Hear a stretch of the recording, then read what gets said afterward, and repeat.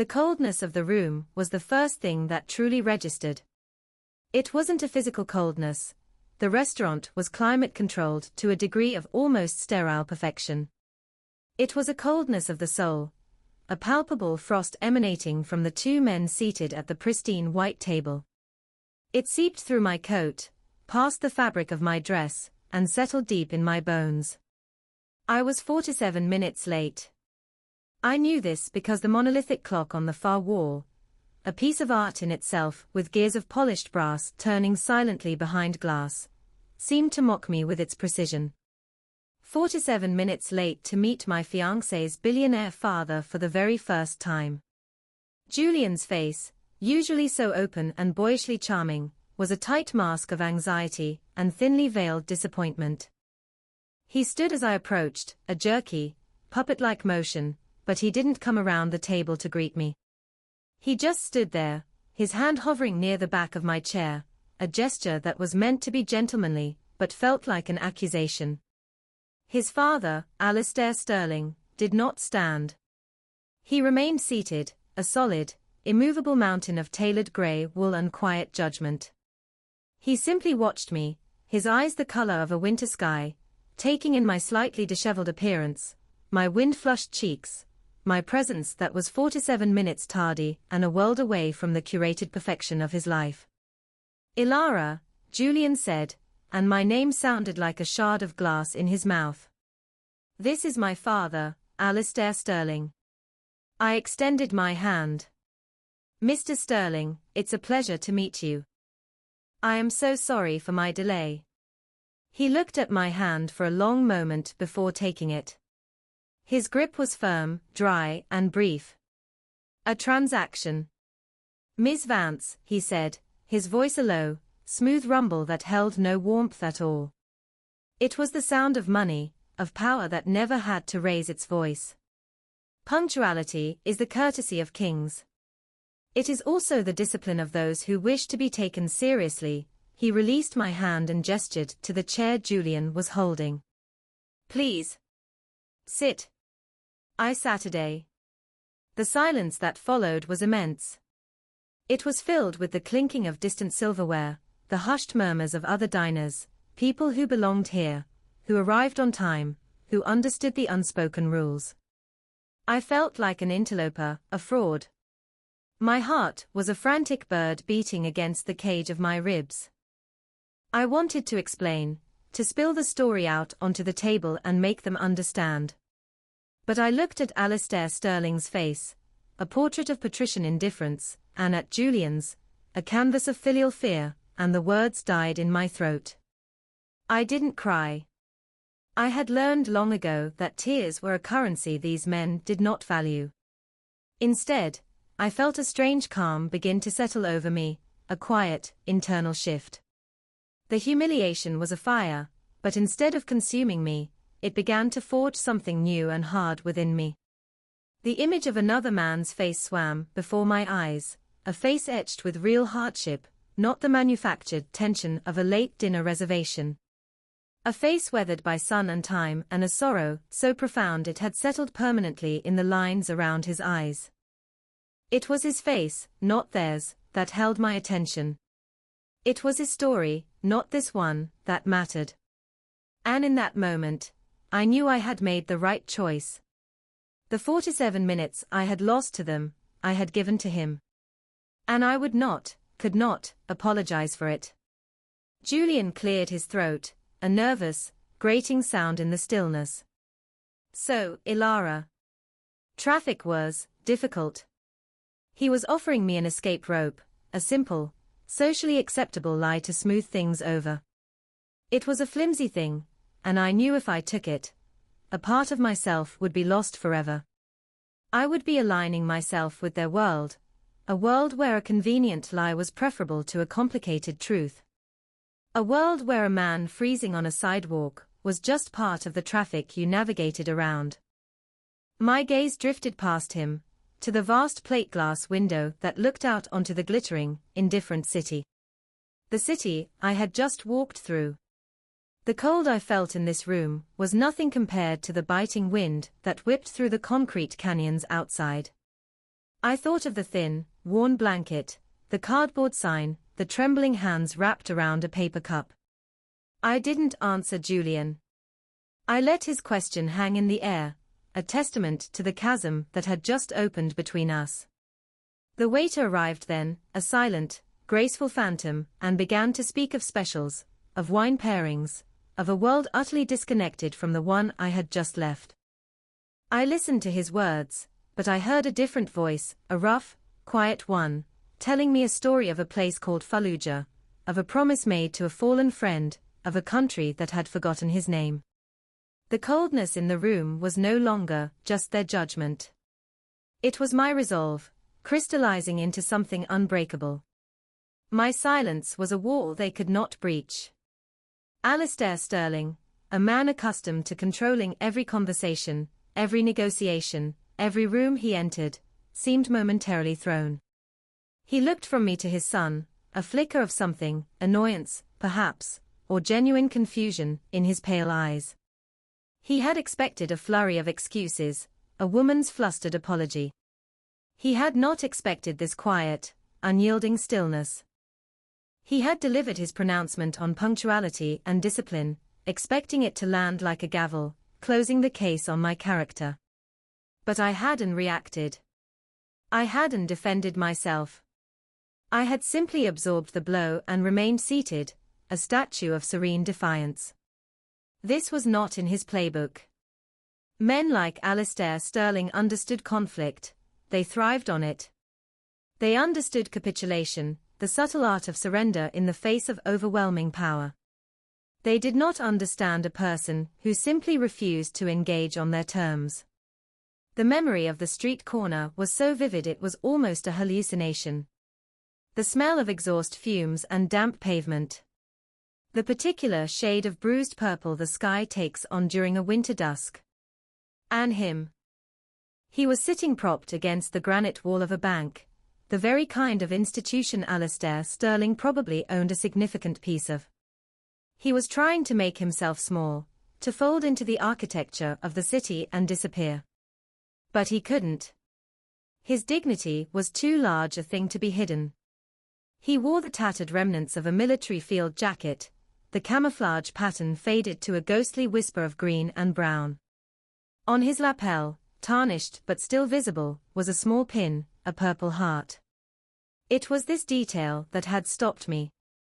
Not just the poverty, not just the cold, but the symbol of a sacrifice I had been raised to revere. My grandfather's medals had been kept in a velvet-lined box, each one a sacred relic of a life given in service. To see one pinned to a coat that was little more than rags, on a man shivering on a public sidewalk, it was a sacrilege. It was a tear in the fabric of the world that I could not simply walk past. I had knelt, my own expensive coat brushing against the grimy concrete. "Sir," I had said, my voice soft. He didn't look up at first. People like him learn not to. Hope is a dangerous thing. "Sir," I repeated. "Are you all right?" He finally lifted his head, and his eyes, though clouded with exhaustion, were startlingly clear. They were the eyes of a man who had seen too much, a man who had been pushed to the very edge of his endurance and was still, somehow, holding on. He didn't ask for money. He just gave a small, weary shake of his head. "I'm a veteran," he said, his voice raspy from the cold and disuse. It wasn't a plea. It was a statement of fact, an identity he clung to when everything else had been stripped away. I served, and that was it.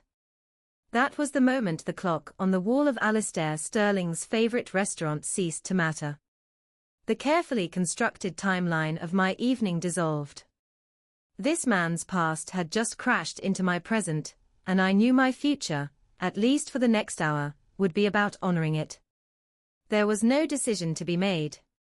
It was a moral imperative, as clear and simple as breathing. A simple yes, the traffic was bad would suffice, Ilara, Julian pressed, his voice now laced with an edge of irritation. He was embarrassed. I could see it in the way he refused to look at his father. My silence was a reflection on him, on his choice of partner. I was failing the test. I finally turned my gaze to him, really looked at him. I saw the handsome face I thought I loved, the charming smile that was now a stiff line, the panic in his eyes. He wasn't worried about me. He was worried about his father's opinion, about his inheritance, about the smooth, frictionless path that had been laid out for him since birth. He saw me not as a partner, but as a component in that life, a component that was currently malfunctioning. In his world, a homeless man was an obstacle, an inconvenience, a piece of urban blight to be ignored. In my world, he was a human being who had worn a uniform so that Julian could live his life of careless luxury. The chasm between us wasn't just a crack, it was a canyon, vast and unbridgeable. I made my quiet decision then. It wasn't a loud, dramatic fireworks display of an epiphany. It was a slow, silent dawning, like a winter sunrise. The future I had imagined with Julian, a comfortable, elegant future, evaporated. It was a mirage, and I had finally gotten close enough to see the shimmering heat that gave it form. I could not marry this man. I could not build a life in the shadow of his father's cold empire. My foundation was built on something else entirely. Something they would never, ever understand. The waiter returned with a bottle of wine, a vintage that probably cost more than my first car. He performed the ritual of opening it with the solemnity of a priest. Alistair Sterling watched him, then turned his gaze back to me. "My son tells me you work for a non-profit," he said. It wasn't a question. It was a classification. He was placing me in a box, labeling it charitable. Idealistic. Not serious. It was a dismissal disguised as polite inquiry. "I've always found the non-profit world to be quaint," he continued, tasting the wine the sommelier had poured. "Full of good intentions, but rarely effective. It lacks the ruthlessness of the market, the clarity of a bottom line." He nodded at the sommelier, who then filled his glass and Julian's. He paused before pouring for me, a subtle but clear gesture. He was waiting for me to earn it, to prove I belonged at his table. This was the core of their philosophy. Worth was measured in dollars, in power, in ruthlessness. Compassion was a weakness. Empathy was an inefficiency. I thought of my grandfather, a man who came home from a war with his body intact, but his mind full of ghosts. He had been a carpenter, a man who built things with his hands, strong and gentle and endlessly patient. He never spoke of the war, not in detail, but its shadow was always there. I would find him sometimes in his workshop, sitting silently, his gnarled hands resting on a piece of unfinished wood, his eyes looking at something 1,000 miles and 20 years away. Our government, the country he had fought for, had been quick to give him a medal but slow to give him help. He struggled. My grandmother struggled alongside him. They never complained. They just endured. They built a life on a foundation of quiet dignity and mutual support. They didn't have a bottom line, they had a lifeline, one they threw to each other every single day. They taught me that the things of real value in this world are rarely profitable. Courage isn't profitable. Integrity isn't profitable. Love is not a commodity to be traded on the open market. I remembered small moments with Julian that now seemed like glaring red flags, warnings I had willfully ignored. The time we passed a food drive outside a grocery store, and he'd hurried me past, muttering something about professional beggars. The time I'd wanted to adopt a senior dog from a shelter, and he'd wrinkled his nose and said, "Let's just get a purebred puppy." Something new, without baggage. He wasn't a bad person, not in the active, malicious sense. He was simply a product of his environment, a man raised in a gilded cage, who had never been taught to see the world outside its bars. He had been taught that anything broken was to be discarded, not mended. Anything old was to be replaced. Anyone who couldn't keep up was to be left behind.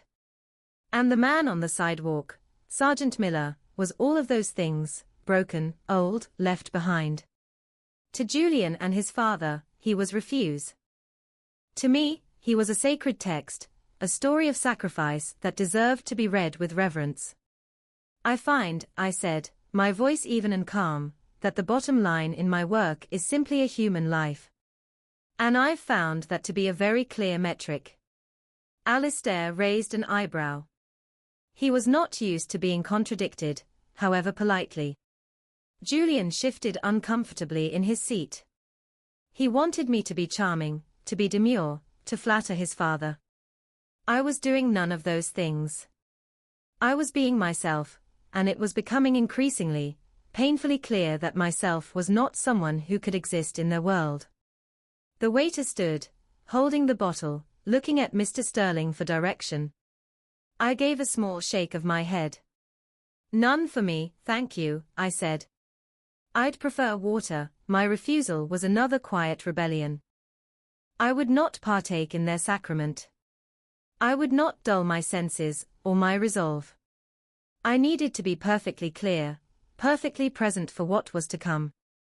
I knew, with a certainty that was both terrifying and liberating, that I was not just having dinner.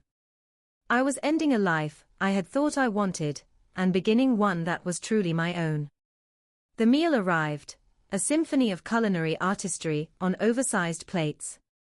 Tiny portions of exquisitely arranged food, designed more for the eye than for the appetite. I looked at the seared scallop, the swirl of saffron foam, the microscopically diced vegetables, and I felt nothing. No hunger, no appreciation. My stomach, my entire being, was full of the memory of a different meal. After I had spoken to the man on the sidewalk, I hadn't just given him money. That would have been too easy, an absolution bought for $20. It would have maintained the distance between us, me the charitable patron, he the grateful recipient. I saw that he needed more than that. He needed warmth. He needed a moment of human connection, a brief respite from the brutal anonymity of the street. There's a diner around the corner, I had said to him. It's warm. Let me buy you a hot meal.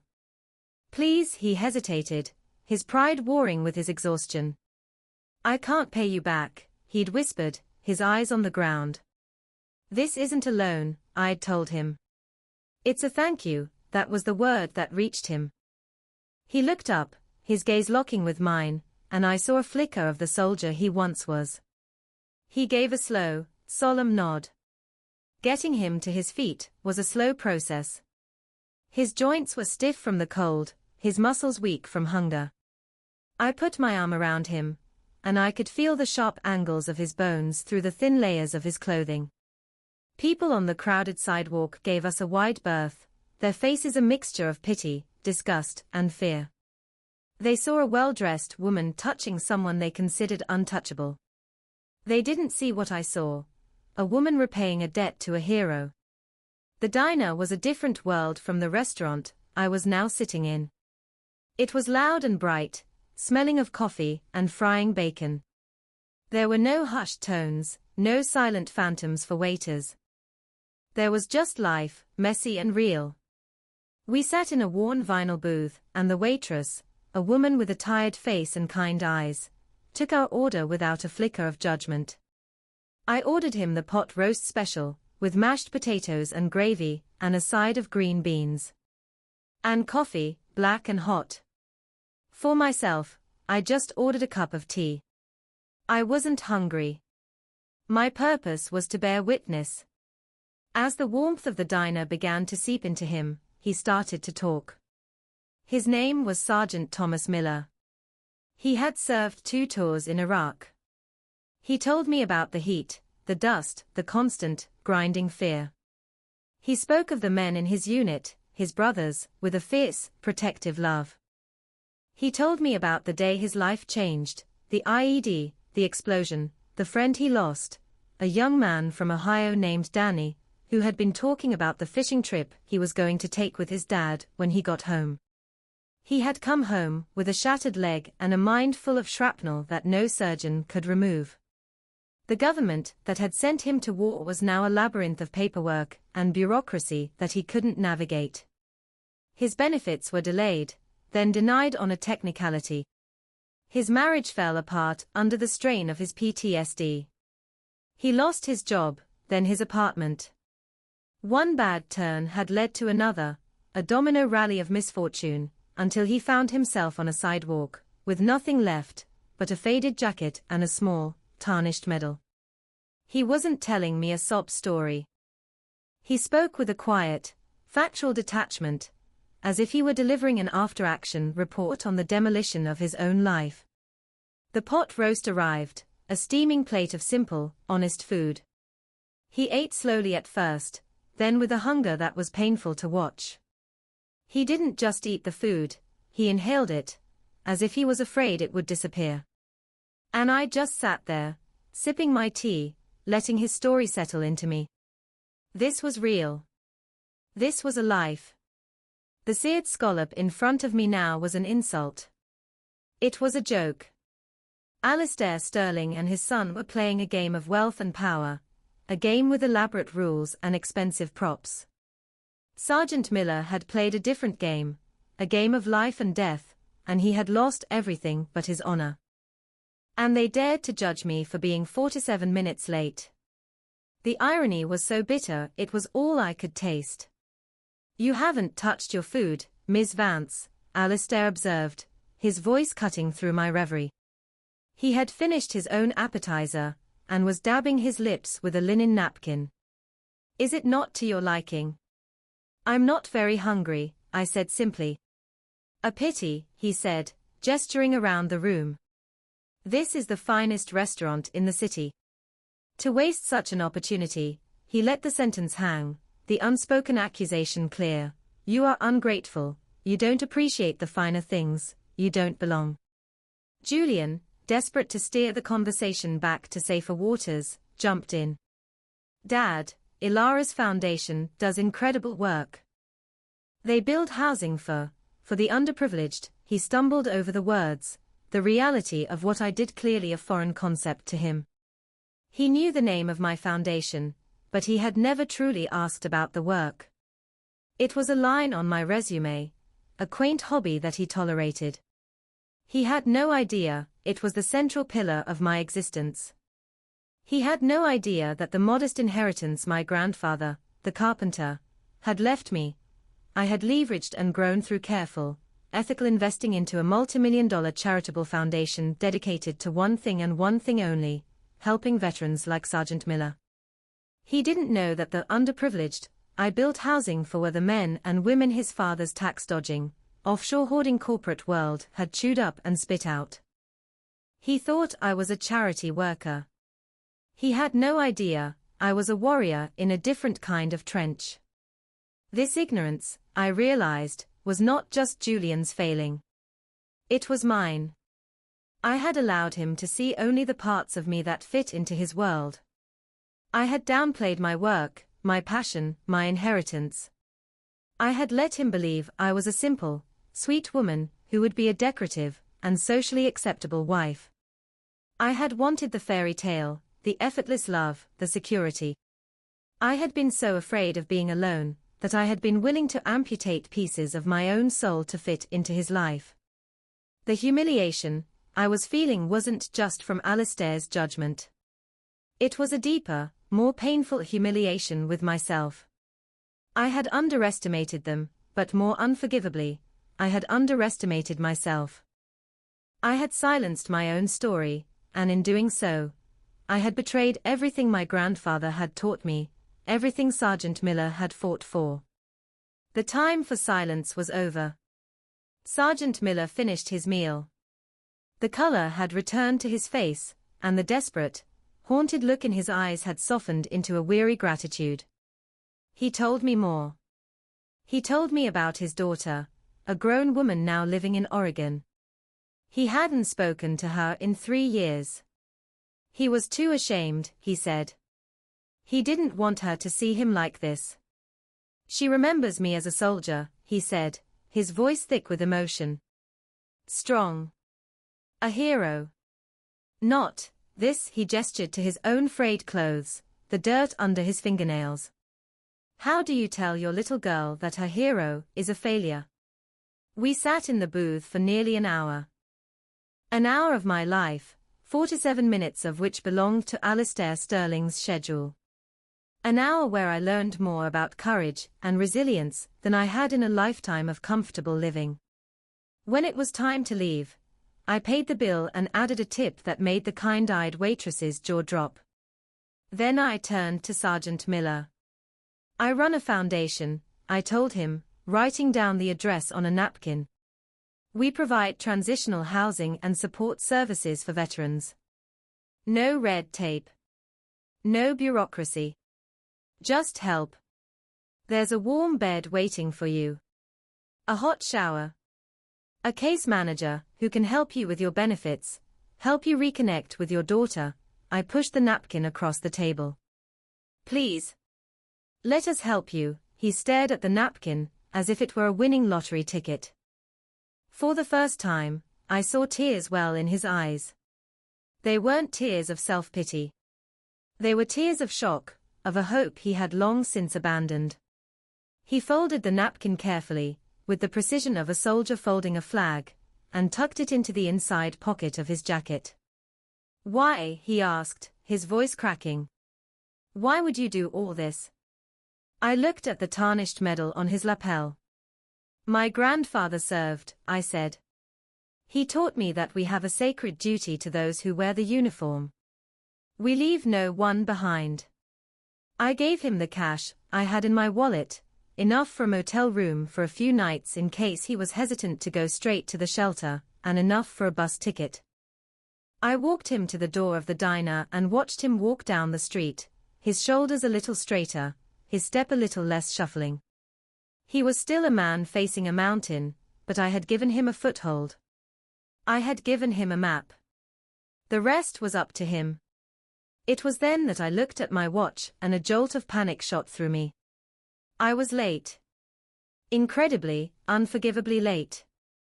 I hailed a cab, my mind racing, trying to formulate an apology, an explanation that would satisfy the billionaire who was waiting for me. But as the taxi sped through the city streets, the panic subsided, replaced by the quiet calm I now felt sitting at this cold, sterile table. I had done the right thing. And if they couldn't understand that, it was their failing, not mine. So, this foundation, Alistair Sterling said, leaning forward, a predatory glint in his eye. He was like a shark sensing blood in the water, my perceived weakness. What is its annual budget? A few $100,000. A noble, if insignificant, effort, I suppose. He was trying to quantify my worth, to put a number on my life's work that he could then dismiss as trivial compared to his own vast fortune. Julian looked at me, a pleading expression on his face.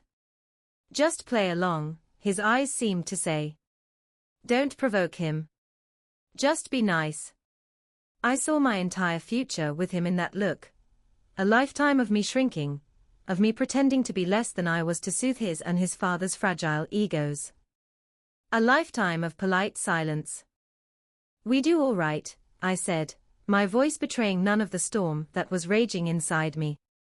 Our endowment is quite healthy. Alistair smirked. I'm sure it is.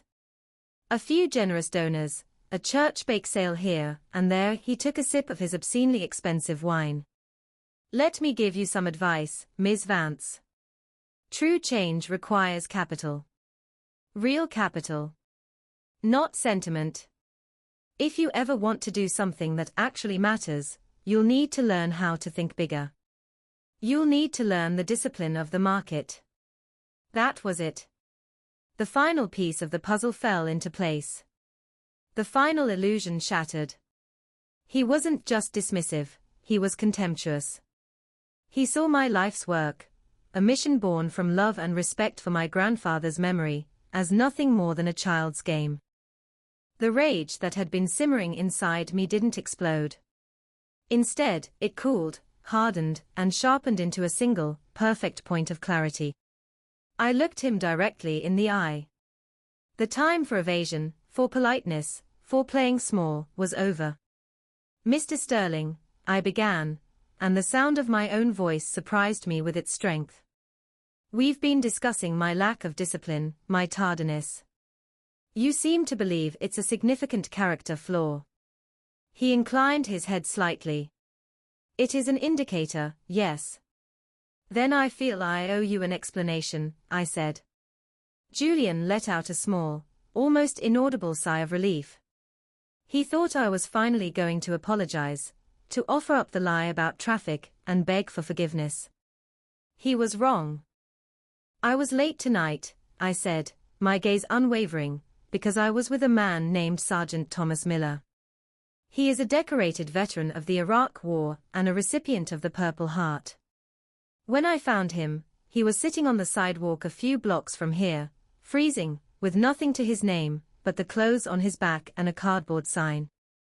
I could not, in good conscience, walk past him. So I took him to a diner. I bought him a hot meal. And I listened to his story.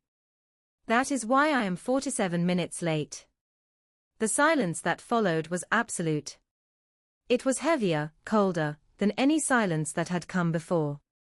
Julian's face went pale. He looked as if I had just thrown a grenade onto the table. Alistair Sterling's expression was unreadable, a mask of polished granite. He stared at me, his eyes narrowed, processing my words not as a human story, but as a strategic move in a game he didn't understand. He was recalibrating. A homeless man, he said finally, his voice dripping with disdain. You chose the company of a homeless man over a commitment to my son. Over a meeting with me. I chose to help a man who fought for this country, I corrected him gently. I chose a human being in crisis over a dinner reservation. I would make the same choice again. I will always make that choice. That is a foolish, sentimental choice, Alistair snapped, his composure finally cracking. The mask slipped, and I saw the raw, ugly arrogance beneath. It shows a staggering lack of judgment. A person's priorities define them. Your priorities are clearly not aligned with a life of any consequence.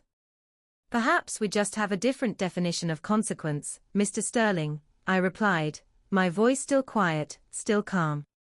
This was the power shift. I felt it happen. The vast wealth, the social status, the intimidating presence, it all just fell away. He was just a small man, insulated by his money, blinded by his own privilege. He had no power over me because I did not want what he had. I did not value what he valued. I turned to Julian. His face was a mess of shame and anger. Julian, I said softly. Say something. I was giving him one last chance.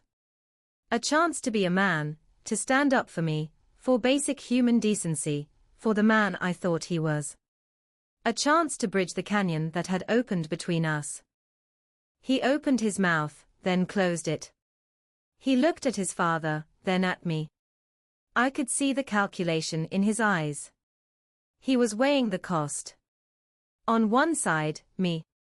On the other, his father's approval, his inheritance, the entire world he had been raised to inherit. It was no contest. Ilara, he finally stammered, my father is right. It was inappropriate. You embarrassed me. That was the moment my heart broke. But it was a clean break. A necessary one. I didn't cry. I didn't shout. I simply nodded, a small, sad acknowledgement of a truth I could no longer deny. The man I loved didn't exist. I had invented him. I see, I said. I folded my napkin and placed it deliberately on the table beside my untouched plate. It was a gesture of finality. A surrender, but not to them. A surrender to the truth. You know, Mr. Sterling, you asked about my foundation's budget, I said, my voice conversational now, almost light. You assumed it was insignificant. You were wrong, I paused, letting the words settle.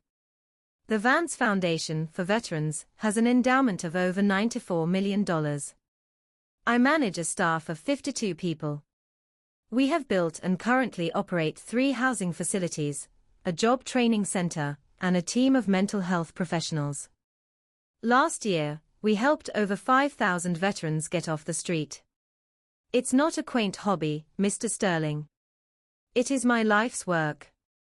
And it is more consequential than any empty number in a bank account. I stood up.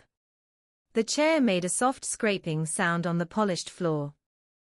Julian and his father stared at me, their faces a perfect picture of shock. They had misjudged me so completely, so fundamentally, it had left them speechless. They saw a quiet, unassuming woman. They had no idea they were sitting with a queen in her own kingdom, a kingdom built not on profit and loss, but on honor and service. "Thank you for the dinner I didn't eat," I said.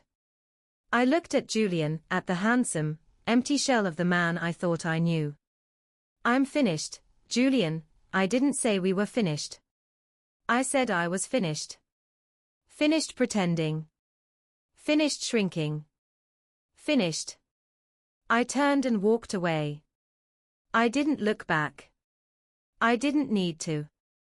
I could feel their stunned silence following me all the way out of the restaurant, past the disapproving Maître d', and out into the cold, clean air of the city night. Walking away from that table was like walking out of a tomb. The air outside, though frigid, felt clean and vital in my lungs. I inhaled deeply, the sharp, wintry scent of the city filling me, clearing the last vestiges of the restaurant's sterile, perfumed atmosphere. I didn't feel anger, or even sadness anymore. What I felt was a profound, almost shocking, sense of peace. A weight I hadn't even been fully aware I was carrying had been lifted from my shoulders. The weight of expectation, of pretense, of trying to be someone I wasn't for a man who wasn't worth the sacrifice. The city lights blurred around me, not through tears, but through a new clarity of vision. The towering buildings, once symbols of the power and wealth I was supposed to aspire to, now just looked like glass and steel, cold and empty. They were monuments to the world of Alistair Sterling, a world I had just willingly, joyfully, walked away from. I didn't take a cab. I wanted to walk. I wanted my feet on the pavement, to feel the solid, unyielding reality of the city beneath me. I walked for blocks, with no destination in mind, just moving forward. Each step was a confirmation of my decision.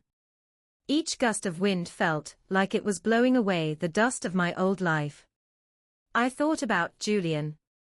I had loved him, or at least, I had loved the idea of him. The charming, easygoing man who made me laugh. But I saw now that his charm was a surface-level phenomenon, a pleasant veneer over a core of profound weakness. He was a prince who had never been tested, who had never had to develop a moral spine of his own, because his fathers had always been there to prop him up. In the one moment he was called upon to show courage, to show character, he had folded completely.